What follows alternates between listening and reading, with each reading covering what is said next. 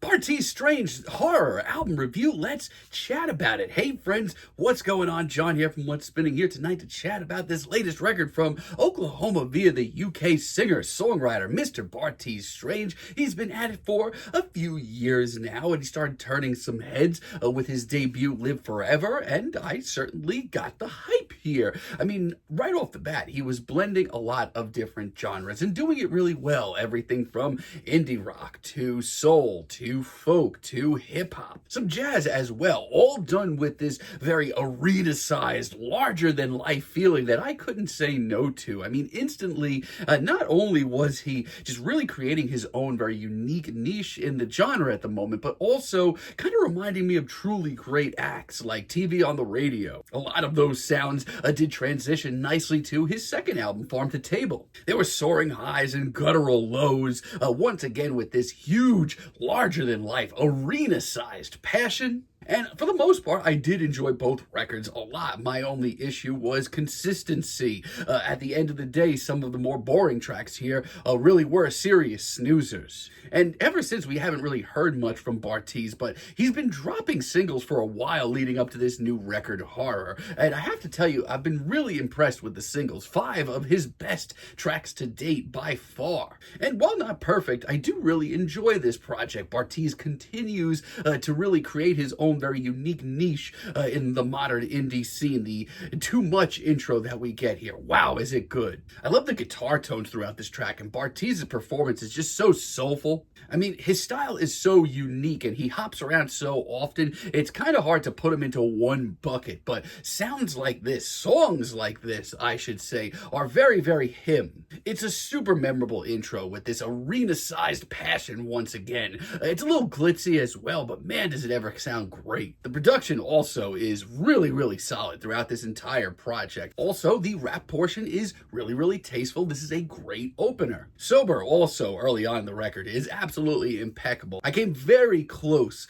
to naming this my favorite track of the record because this is next level. It's a very breezy and carefree yet very revealing tune from Bartees. I mean, since he debuted years ago, he's always been someone that wears his emotions and his life on his sleeve, but even this seems like a level that we haven't seen from him yet. Throw in another very memorable riff and a very soulful performance, and it's just another really great track. I mean, in a lot of ways, this track can be used as a mission statement for Bartees' music in general. Also, really love Baltimore. This is one of the more stripped down cuts here. And yeah, in the past, some of his more stripped down and lackadaisical tracks are some of my least favorite offerings from him, but here, this track really works nicely. It's sung with so much love and care. It's bluesy, it's tender, it's sweet when it needs to be. It's also really bluesy because Bartees on this track just sounds so bruised. It's so damn cool, and lyrically, not only is it emotional, but really visual as well. Also, I've enjoyed Line 95 since it dropped as a single a while back. This brings in a little bit of extra drama to this record.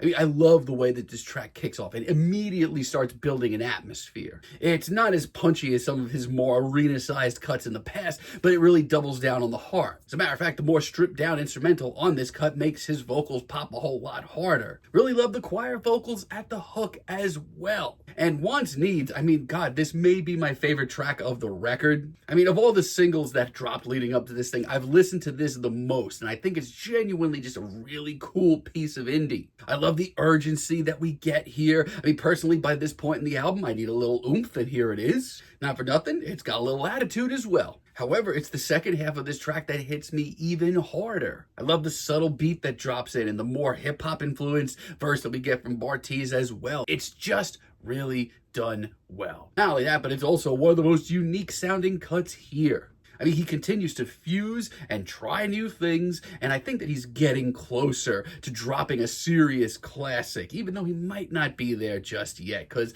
there are some awkward moments on here, like Hit It, Quit It. I mean, this one brings in a serious, steamy sense of funk. I mean, that bass riff, woo! But I have to be real with y'all, it's Bartees on this track that loses me. He doesn't sound nearly as comfortable on a cut like this. I mean, this record is just a big, passionate display of emotions, and then we get this that has Bartees just kind of awkwardly finding his way through this funk instrumental. It's not the worst thing in the world, but he could do a lot better. And for my money, Doomsday Buttercup is the worst track here. I mean, he's certainly done a lot better with his ballads on this record, I'll give him that, but then I hear this and there's just nothing to it. I mean, yeah, it's breezy on the ears and it's very pleasant to hear, but outside of that, there's not nearly as much content here. It just doesn't grip me. In 17, while initially I didn't mind it, it's really lessened on me quite a bit since this album dropped, honestly. For me, this just sounds a little bit too much like where he's been in the past, and not like there's anything wrong with that. I mean, it's once again revealing and personal and oh so sweet on the ears. But while I respect it, it doesn't have that heart and that oomph that he was dishing out a few years ago. I mean, that arena-sized passion is not here. And yeah, the final minute is a little bit more electrifying, but he can do a lot better. And he does with the rest of this record. Like Lovers, for example, this is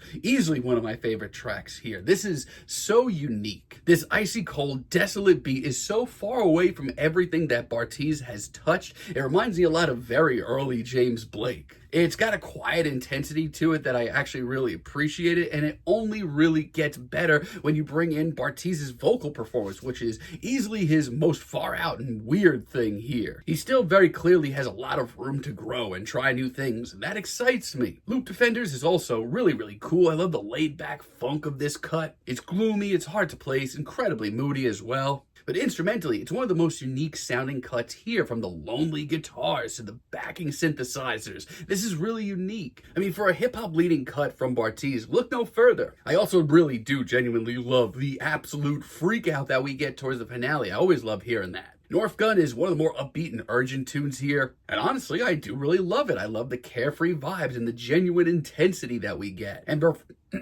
performance-wise, Bartees sounds at his most call to action. It's pretty damn explosive, and Backseat Banton as a finale, also another really great single. I love the piano-driven riff and that huge chorus. It's just so classy. It almost has like a Heartland rock feel to it. I'd love to hear him go down more that direction. I mean, as far as an anthem goes, I think it's the biggest one that we get on this record. It's got a lot of passion. You can just hear that this is coming directly from the heart. And for my money, it really does sum up a lot of the feelings and emotions that led up to this record, and really does sum everything up really nicely, as a matter of fact. Consistency-wise, I think this might be my favorite Bartees Strange project. I mean, still, he's got a couple of moments where he drops the ball. Some of his experiments don't really pan out, and some of his more ballad-esque tracks are just a little bit boring for my money. However, I mean, he's still one of the most unique names in indie, and he clearly still has a lot of room to grow, because he's trying a lot of new things on this record, and what do you know, most of them pan out. The singles are great, and most of this record follows suit. I'm feeling an extremely strong 7 on this album, but let me know what you all think down below. If you like the video, be sure to give us a like, give us a subscribe, and let me know down below what you would like for me to chat about in the future.